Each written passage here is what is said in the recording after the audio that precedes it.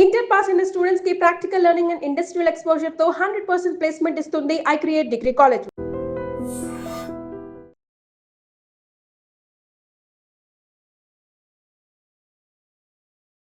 మీరు చేసిన ఆపరేషన్లో మంచి ఆపరేషన్ చెప్పండి సార్. 2008 ముంబై బాంబ్ బ్లాస్ట్ జరిగింది సార్. 2008లో ముంబై బాంబ్ బ్లాస్ట్ జరిగింది. ఆ ముంబై బాంబ్ బ్లాస్ట్లో మన దేశం ఒక రిప్లై ఇవ్వాలి కదా సార్. అవును, అటాక్ చేయాలో ఏదో ఒకటి చేయాలి. అప్పుడు మాకు ఆర్డర్స్ ఏమొచ్చాయంటే sir, you deploy in the borders అన్నట్టుగా కొన్ని సర్వేలెన్స్ ఎక్విప్మెంట్స్ని పెట్టండి అన్నట్టుగా కొన్ని ఆదేశాలు మాకు వచ్చాయి సార్. అంటే 2008 వరకు నేను నార్మల్ యూనిట్లో ఉన్నాను, పీ స్టేషన్లో ఉన్నాను. అకస్మాత్తుగా బార్డర్కి వెళ్ళాలి, అకస్మాత్తుగా యుద్ధం అయ్యే అవకాశం ఉంది. చూడండి ఎలా పల్స్ మారిపోతుంది, మైండ్లో పల్స్ ఎలా మారిపోతుంది సార్. ఇన్స్టెంట్గా ఓవర్ నైటే ట్రావెల్, డే టైంలో ట్రావెల్ చేయడం తెలియలేదు. డే టైంలో ట్రావెల్ చేస్తే ఎనిమీ సర్వేలెన్స్ సిస్టమ్ ద్వారా తెలిసిపోతుంది. ఓవర్ నైట్కి వెళ్ళి దొంగచాటున బార్డర్ దగ్గర ఒక సర్వేలెన్స్ ఎక్విప్మెంట్ పెట్టాలి అంటే ఆషామాషి కాదు. అంటే దట్ వాజ్, అండ్ ఆ సర్వేలెన్స్ ఎక్విప్మెంట్ ద్వారా మనం ఎనిమీ డీప్ టెరిటరీలో చూడాలి అంటే ఒక హైట్ మీద పోవాలి సార్. దాన్ని మాస్ట్ అంటారు, MAST, మొబైల్ మాస్ట్ ఉంటుంది. 30 మీటర్స్ హైట్ మీద మొబైల్ మాస్ట్ మీద ఆ సర్వేలెన్స్ ఎక్విప్మెంట్ పెట్టి ఎనిమీ లోపలికి డీప్గా 12 కిలోమీటర్ లోపలికి చూడాలి అని మాకు ఆదేశం.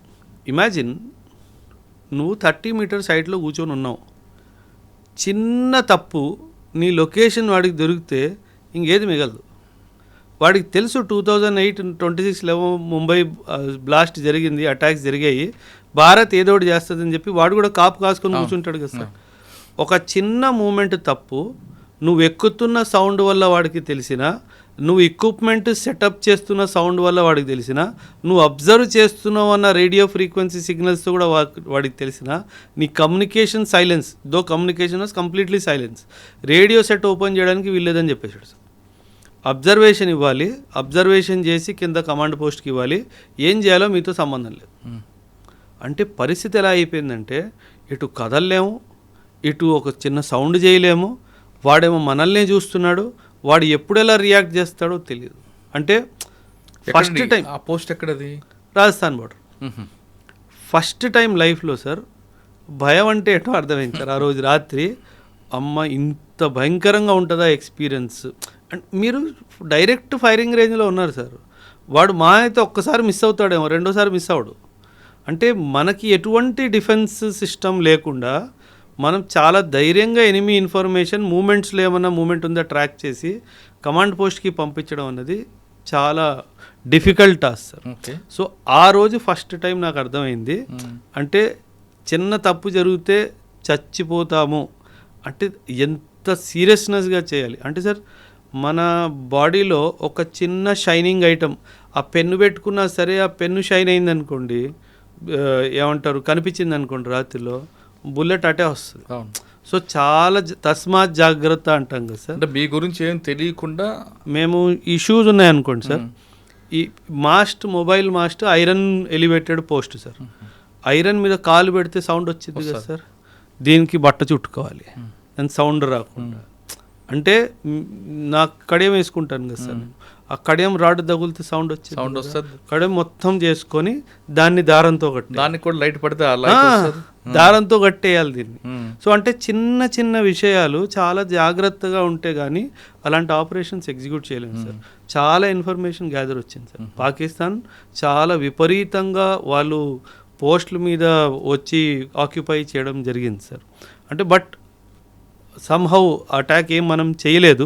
ఇన్ఫ్యాక్ట్ సార్ 2008 ముంబై అటాక్స్ తర్వాత మన దేశం ఎటువంటి కీలకమైన యాక్షన్ పాకిస్తాన్ మీద తీసుకుపోవడం అన్నది చాలా పెద్ద దుర్భాగ్యమైన విషయం సార్.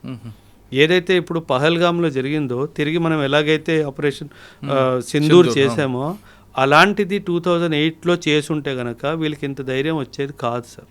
సో అది మనం 2008లో మాత్రం చాలా పెద్ద తప్పు చేసాం సార్. అసలు ఏమీ చేయలేదు సార్. 2001 పార్లమెంట్లో అటాక్ అయినప్పుడు కనీసం మనం మొత్తం మిలిటరీని తీసుకెళ్ళి బార్డర్లో కూర్చోబెట్టి ఆ దాడికి వస్తున్నారు అని చెప్పి వాడికి భయమైనా పెట్టాం. కానీ ఈసారి 2008లో అసలు ఏమీ చేయలేదు సార్. అంటే కొన్ని స్ట్రక్చరల్ చేంజెస్ వచ్చాయి. ఆ తర్వాత ఎన్ఎస్జీ హబ్స్ కొత్తగా పెట్టడం జరిగింది, అవన్నీ జరిగాయి. కానీ ఒక వాడికి బుద్ధి చెప్పే ఒక్క విషయం చేయలేదు సార్. ఆపరేషన్ సింధూర్ మాత్రం టాప్ కదండి. అదే సార్ 21st సెంచురీలో నేను 20th సెంచురీని కూడా కౌంట్ చేసేస్తాను సార్. అంత పర్ఫెక్ట్ ప్రెసిషన్తో క్యారీ అవుట్ చేసిన ఆపరేషన్ ఏదైనా ఉంది అంటే అది ఆపరేషన్ సింధూర్ సార్. అంటే ఎంత ప్రిసైజ్ ఆ బ్రహ్మోస్ మిజైల్ సార్, అసలు మనకి అది బ్రహ్మాస్త్రం లాంటిది సార్. అసలు ఆ బ్రహ్మోస్ మిజైల్కి జవాబే లేదు సార్. ఎందుకంటే ఒక క్రూజ్ మిజైల్ అయ్యి ఉండి, క్రూజ్ మిజైల్ అంటే సార్ ఇది పైకి వెళ్ళదు ఆకాశంలో, ఒక స్ట్రైట్ లాగా వెళ్తుంది అనమాట. ఒక క్రూజ్ మిజైల్ అయ్యి ఉండి అంత వేగంగా అది వెళ్తుంది కాబట్టి దాన్ని పట్టుకునే మిజైలే లేదు సార్. అందుకే పాకిస్తాన్ దగ్గర బ్రహ్మోస్కి జవాబే లేదు సార్. అండ్ ఎంత యాక్యురసీ అంటే సార్ 3 మీటర్స్ ఆ రేంజ్ లోపలనే అది యాక్యురేట్గా పడుతుంది సార్. ఇప్పుడు ఈ బిల్డింగ్ మనం కూర్చొని ఉన్నాం సార్, ఈ బిల్డింగ్లో ఏ ఫ్లోర్లో ఏ ఆఫీస్లో ఎవడి మీద వేయాలి చెప్పు అని అడుగుతాడు. అచ్చా, ఏరియా కాదు, బిల్డింగ్ కాదు, బిల్డింగ్లో ఏ పడుతుంది అంతే. 3 మీటర్లు సార్, 3 మీటర్లు ఎంత మీరు నేను కూర్చొని స్పేస్. వాడు ఇక్కడ పడేయాలనుకుంటే వచ్చి మధ్యలోనే పడుతుంది. అది మీ మీద పడదు, నా మీద పడదు. అంత ఎక్సలెంట్ అక్యురసీతో మనం తయారు చేసాం సార్. ఇప్పుడు మీరు వినుంటే గనక పాకిస్తాన్లో ఎయిర్ బేసెస్ మీద మనం అటాక్ చేసాము. మీరు గుర్తుంటే ఎయిర్ బేస్ మీద అటాక్ చేసాము. వాళ్ళు ఆ ఎయిర్ బేస్ కింద కమాండ్ పోస్ట్ తయారు చేసుకున్నారు సార్. ఎన్ని మీటర్లు? ఆల్మోస్ట్ 200-250 ఫీట్ కింద ఉంది ఆ యొక్క న్యూక్లియర్ కమాండ్ పోస్ట్. ఆ న్యూక్లియర్ కమాండ్ పోస్ట్కి ఏసీ వెంట ఉంటుంది కదా సార్. భూమి కింద ఉంది అంటే ఏసీ గాలి వెళ్ళాలి కదా. ఆ ఏసీ వెంట లోపల నుంచి కొట్టాను సార్. ఎందుకంటే కమాండ్ పోస్ట్కి steel and iron reinforced with cement ఉంటుంది. దాన్ని మనం బంకర్ బస్టర్ ఉంటే కనుక పేల్చలేము. మన దగ్గర బంకర్ బస్టర్ బాంబు లేదు. ఏం చేయాలి అప్పుడు? ఏసీ వెంట్ ద్వారా లోపలికి వెళ్ళాలి సార్. ఏసీ వెంట్ ఎంత ఉంటుంది సార్? ఎంత ఉంటుంది సార్? 2x2 1x1 ఉంటుంది.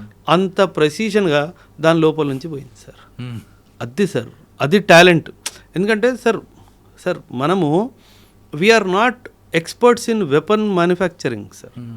కానీ ఇప్పుడు రానున్న 20-30 సంవత్సరాలు మాత్రం sir excellent boost for weapons manufacturing. ఎందుకంటే మన దేశము, ఇప్పుడు ఉన్న గవర్నమెంట్ చాలా డైమెన్షన్స్లో ప్రైవేటైజేషన్ కూడా తీసుకొచ్చింది సార్ వెపన్స్ మ్యానుఫ్యాక్చరింగ్లో.